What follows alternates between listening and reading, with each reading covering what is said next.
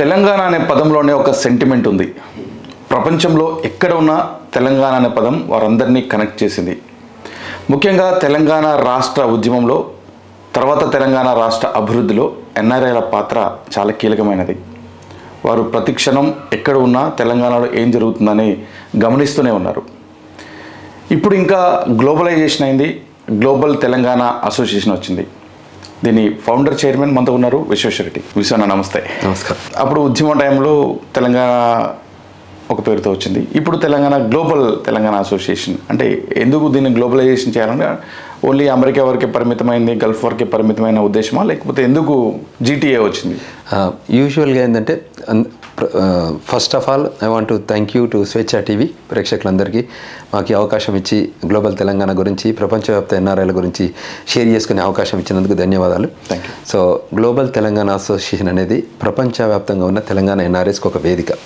ఒకప్పుడు తెలంగాణ ఎన్ఆర్ఐస్ కొన్ని కంట్రీస్ వరకే, అంటే Tier 1 కంట్రీస్ అంటారు, అమెరికా, ఆస్ట్రేలియా, న్యూజిలాండ్, సింగపూర్ అనే కంట్రీస్ వరకే వెళ్ళేవాళ్ళు. ఇప్పుడు బియాండ్ Tier 1, Tier 2, Tier 3 కంట్రీస్లో కూడా ఎన్ఆర్ఐస్ వెళ్ళిపోయారు.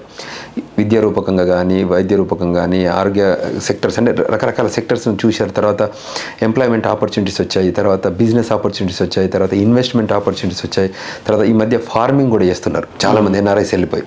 తర్వాత మినరల్ ఎక్స్ప్లోరేషన్ చేస్తారు, మైనింగ్లో వెళ్తున్నారు, ప్రింటింగ్లో వెళ్తున్నారు. సో వెళ్తున్న చాలామంది ఎన్ఆర్ఐస్కి అమెరికా వేదికగా ఉండొచ్చు, ఆస్ట్రేలియా వేదిక ఉండొచ్చు, యూకే అంటే యూరోప్లో ఉండొచ్చు, కానీ బియాండ్ దట్ కంట్రీలో ఉన్న ఎన్ఆర్ఐలకు ఒక ప్లాట్ఫామ్ ఇప్పటివరకు లేదు. ఇదే మొట్టమొదటి తొలి అంతర్జాతీయ సంస్థ. అంటే రాష్ట్రీయ సంస్థలుగా ఉన్నాయి, జాతీయ సంస్థలుగా ఉన్నాయి, కానీ అంతర్జాతీయ సంస్థ ఇప్పటివరకు నిర్మాణం జరగలేదు. సో గ్లోబల్ తెలంగాణ అసోసియేషన్ అనేది ప్రపంచవ్యాప్తంగా ఉన్న మొట్టమొదటి అంతర్జాతీయ తెలంగాణ సంస్థ. వేర్ ప్రపంచవ్యాప్తంగా ఉన్న తెలంగాణ ఎన్ఆర్ఐస్కి ఇది ఒక వేదిక. దీని రూపకంగా అందరం కూడా తెలంగాణలో అభివృద్ధిలో భాగస్వామ్యం కావాలి.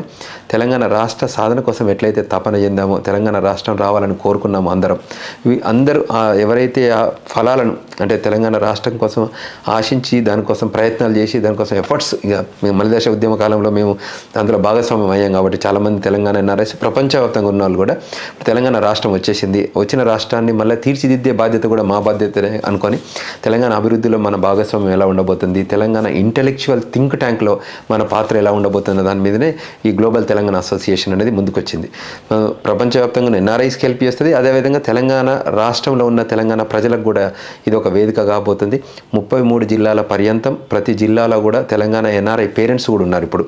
ఎందుకంటే ఒకప్పుడు హైదరాబాద్ వరకు, వరంగల్ వరకు, కరీంనగర్ వరకు ఉన్న ఎన్ఆర్ఐస్ ఇవాళ చాలా గ్రామీణ ప్రాంతాల్లో కూడా సకల జనులు, సబ్బండ వర్గాల నుంచి కూడా చాలామంది తెలంగాణ ఎన్ఆర్ఐస్ ప్రపంచ వేదికగా అన్ని దేశాలకు వెళ్ళిపోయారు. అన్ని దేశాల్లో కూడా ఏదో ఒక ఆపర్చునిటీ తీసుకొని పనిచేస్తున్నారు. వాళ్ళందరికీ కూడా ఒక ప్రత్యేకమైన వేదిక ఉండాలనే ఉద్దేశంతో దీన్ని నిర్మాణం చేయడం జరిగింది. ఇది గత 2 సంవత్సరాల నుంచి కూడా చాలా గొప్పగా నిర్మాణం జరుగుతుంది. ఒక 53 దేశాలకు ఇది గ్లోబల్ తెలంగాణ అసోసియేషన్ ఇవాళ వెళ్ళింది.